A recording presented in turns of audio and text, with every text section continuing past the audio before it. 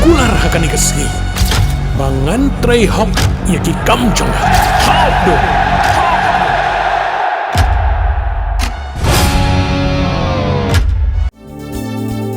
Kikubor kapatisi TV. Hatu pindon am kathong man long kita kinong shed hagi hotel and hagi restaurant hi Kpoh. Hamokam hilaban pun long hi kathong ko chongki. Ke admission club play bani ai ki course ki bapher kadon ka degree course ka diploma ba ka advanced diploma course.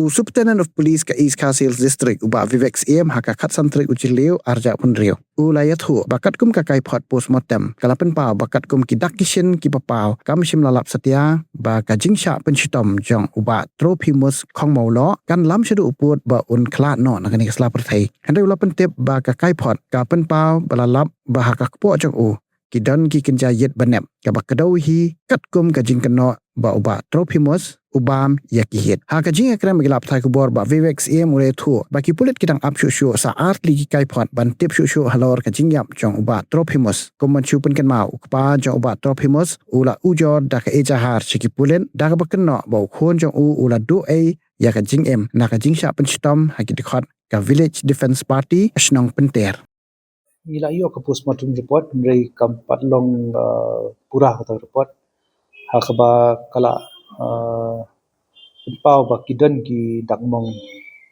hakamet jong o baklan o ndrei kita ki ka postmortem ka ang ba kita ki dakmong kimshin la dei kita ki ba pen hadu po un tukut kam sim ro bong yap te kilong non fatal kita te kidan ru ki jinglap jong ki bekilap ki ni ki sharp ki ba nep ki objects ki badon Kpoh te lese ki ade kumba ong kumba ki ong ba u ba mi ka yet ye te kala bande kata andrei gidang up mentai ka toxicology but ka pathological report adin la yo kata la ban patai ke ka daw jo ka jiga pe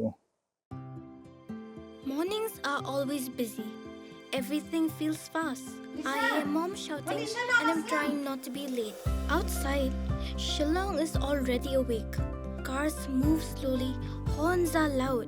It feels like everyone is in a hurry. Then the STEM's bus comes in, bright and yellow, always on time. The caretaker waves and I feel okay. Inside, we laugh and sing. We share snacks, we help each other with homework. It feels nice. My parents know I'm safe through the STEM's app on Mom's phone. Because this bus isn't just a ride. It takes us to school with friends and a little bit of hope. This is STEM's, our ride